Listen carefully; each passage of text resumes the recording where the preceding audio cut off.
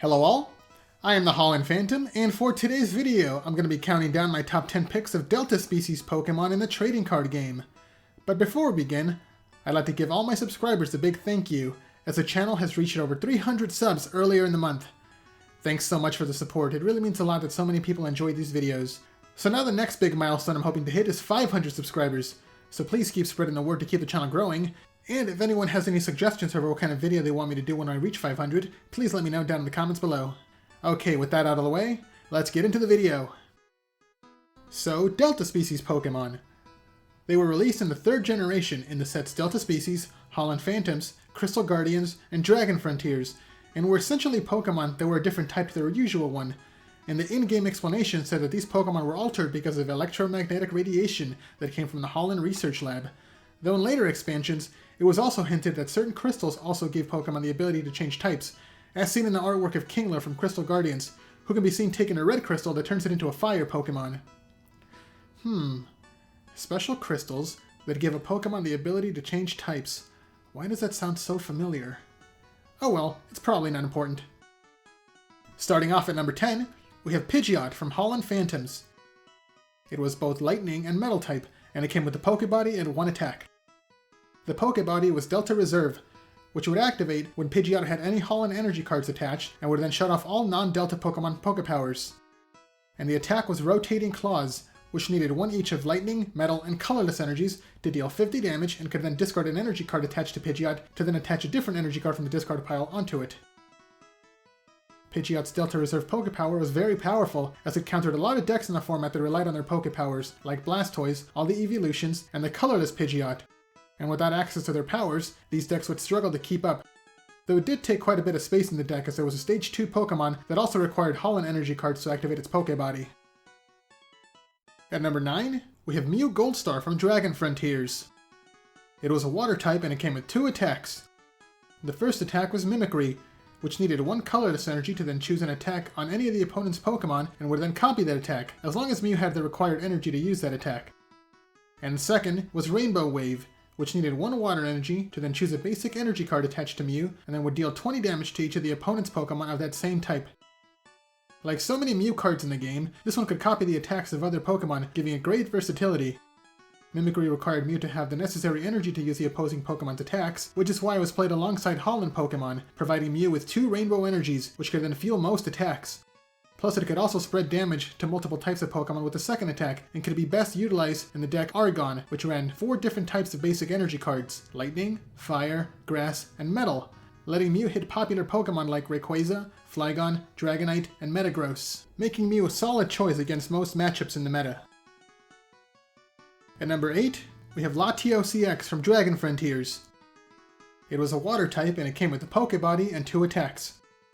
The Pokebody was Link Wing, which would make the retreat cost of all Latios, Latios EX, Latios, and Latios EX 0.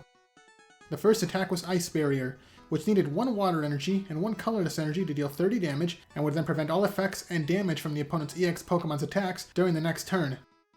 And the second attack was Hydro Splash, which needed 1 water energy and 2 colorless energies to deal 60 damage. Latios' Link Wing Pokebody was great, as it turned Latios into a pivot Pokemon with its free retreat cost. And its Ice Barrier attack was useful for halting the momentum of the opponent's EX Pokemon. Latios was usually seen alongside Latios from Holland Phantoms, whose Pokebody Dual Aura could only activate if there was a Latios or Latios EX in play, and would then shut off the Pokebodies of each of the opponent's non-EX evolved Pokemon, which usually in this case mostly meant Bayonet from Crystal Guardians, whose Safeguard Pokebody would shield it from the attacks of EX Pokemon. So with Latios and Latios in play, Bayonet's ability would be shut off, allowing the player to KO it. At number 7, we have Dragonite from Delta Species. It was both Lightning and Metal type, and it came with the Pokepower and 2 attacks. The Pokepower was Delta Charge, which could be used once per turn to attach a Lightning energy from the discard pile to any Pokemon on its bench. The first attack was Agility, which needed 1 Lightning energy and 1 colorless energy to deal 30 damage, and would then flip a coin, and if it got heads, it would not take any damage or be affected by any effects by the opponent's attacks during the next turn. And the second attack was Heavy Impact, which needed 1 Lightning energy, 1 Metal energy, and 2 colorless energies to deal 70 damage. Dragonite was a powerful energy accelerator in the 3rd generation through the use of its Delta supply power. It was famously played alongside Delta Metagross in the powerful Meta Knight deck as a way to feel Metagross's attack every turn, though it could actually be played with a variety of Pokemon by partnering with the Holland Pokemon Castform, Electrode, and Magneton, as they could be attached to a Pokemon as a double Rainbow Energy by returning an energy card attached to that Pokemon to the player's hand. So by combining with multiple Dragonite, any Pokemon could be powered up in a single turn, such as the Gold Star Pokemon Latios and Rayquaza, who could deal massive damage with their Shining Star and Holy Star attacks. And in the beginning of the 4th generation, Dragonite was also paired with Electivire from Diamond and Pearl, as it came with the Pokepower Intense Voltage to move all lightning energy from the bench onto itself to fuel its Giga Impact attack. At number 6, we have Raichu from Holland Phantoms. It was a Metal type and it came with 2 attacks. The first attack was Zap, which needed 1 colorless energy to then deal 20 damage to each Pokemon that had a Pokepower or Pokebody. And the second attack was Metallic Thunder, which needed 2 metal energy and 1 colorless energy to deal 50 damage, but could also discard 2 metal energy to increase its base attack damage to 90 instead. Raichu is one of the focal Pokemon in a powerful deck known as Raiquaza alongside Exeggutor, with both Pokemon being able to hit for high damage and also to spread damage to the opponent's bench. Because neither Pokemon had any Pokepowers or Pokebodies, they could pair well with Cessation Crystal to shut off the opponent's Pokepowers and Pokebodies, and also with Cursed Stone to place additional damage on the opponent's Pokemon with Pokepowers. Raichu's free retreat cost also gave the deck that extra bit of flexibility, allowing the player to quickly switch between their Pokemon depending on the matchup. And as an evolved Pokemon, Raichu could also be used alongside Double Rainbow Energy and Scramble Energy, which counted as a Triple Rainbow Energy when behind in prizes, allowing Raichu's Metallic Thunder attack to be powered up quickly and deal 90 damage out of nowhere. At number 5, we have Exeggutor from Holland Phantoms. It was a fighting type and it came with 2 attacks. The first attack was Delta Circle, which needed 2 colorless energies to deal 10 damage plus 10 more damage for every Delta Pokemon on its side of the field. And the second attack was Split Bomb, which needed 1 fighting energy and 2 colorless energies to then choose 2 of the opponent's Pokemon and then deal 30 damage to each of them. Exeggutor was a versatile attacker in the Delta species format, able to attack for big damage with its first attack by loading up its side of the field with Delta Pokemon, or to spread damage to the opponent's bench with its second attack, taking a more passive approach to purposely fall behind in prizes in order to activate Scramble Energy. Exeggutor found itself in a variety of Delta-themed decks, such as in the previously mentioned Raiquaza alongside Raichu, the deck known as Destiny alongside Rayquaza, who also had an attack to snipe the opponent's bench, and in the deck known as Argon alongside 2 different types of Flygon, as they could both spread damage and accelerate energy. At number 4, we have Flygon from Holland Phantoms. It was a Grass and Metal type and it came with 1 Pokepower and 1 attack. The Pokepower was Delta Supply, which could be used once per turn to attach a basic energy or Delta Rainbow Energy to a Delta Pokemon on its side of the field.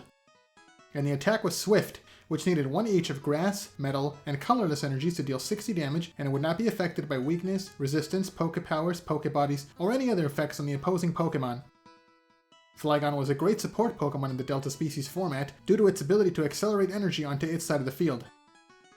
It was played alongside another Flygon in the format, Flygon EX, in the deck Flyvies, which paired with the Evolutions, and in the deck Argon, that was more of a Delta Toolbox deck, as it played a variety of Delta species Pokemon, all of which could be powered by Flygon's Pokepower to attach basic energies or Delta Rainbow Energies.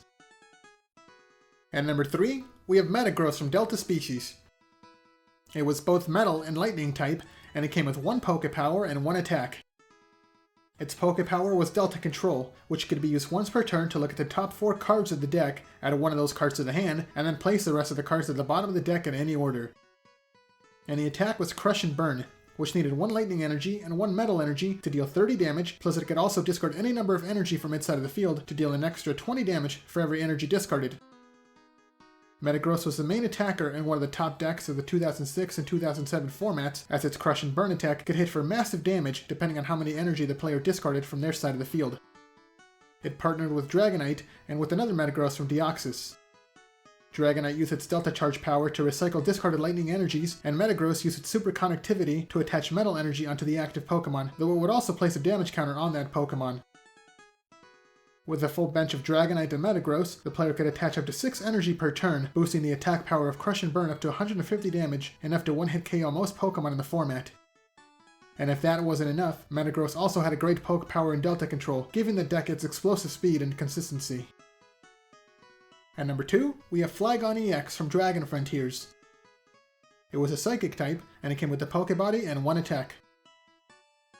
The Pokebody was Sand Damage, which would activate when it was in the active spot, and between turns would place a damage counter on each of the opponent's benched basic Pokemon. And the attack was Psychic Pulse, which needed 2 Psychic Energies and 1 Colorless Energy to deal 80 damage, and would also deal 10 damage to each of the opponent's benched Pokemon with damage counters already on them. Flygon EX was one of the strongest attackers in its format, as its attack and Pokebody worked perfectly well together to spread consistent damage across the opponent's Pokemon, and was capable of taking multiple prizes in a single turn through all the damage it dealt. Some of its best partners were Jolteon EX from Delta Species and Absol EX from Power Keepers, as Jolteon's Evolutionary Thunder Pokepower would place 10 damage on all of the opponent's Pokemon, fulfilling their requirement of Flygon's Psychic Pulse attack to spread additional damage. And Absol had the Pokepower Cursed Eyes, which could move up to 3 damage counters from one of the opponent's Pokemon to another Pokemon, making them easier to KO. And finally at number 1, we have Rayquaza EX from Dragon Frontiers. It was a Lightning type, and it came with the Pokebody and 2 attacks. Its Pokebody was Rage Aura, which would activate if the player had more prizes remaining than the opponent, and would then ignore all the colorless energy requirements for both of its attacks. The first attack was Special Circuit, which needed 1 Lightning Energy and 1 Colorless Energy to then choose one of the opponent's Pokemon and then deal 30 damage to that Pokemon, but if that Pokemon had a Pokepower or Pokebody, it would deal 50 damage instead. And the second attack was Sky High Claws, which needed 2 Lightning Energies and 2 Colorless Energies to deal 70 damage. Rayquaza was a powerful attacker in the Delta Species format, as it had a lot going for it. It was a basic Pokemon, so it could be brought out quickly. It had a great Pokebody, allowing it to come from behind by reducing its attack cost when it was behind in prizes, and its attacks could either snipe the opponent's bench or hit the opposing Pokemon for major damage, all on a Pokemon with relatively high HP and no weakness. It was used in a variety of decks, either as attack or as the primary attacker, working well with Pokemon that could spread and manipulate damage like Flygon EX, Jolteon EX, and Absol EX, allowing Rayquaza to take quick KOs with its Special Circuit attack. Rayquaza's strength was enough that it was even featured in the Absolutions deck that won the 2007 World Championships, cementing its place as the best Delta Species Pokemon, which is why it has come in at number 1 in this list.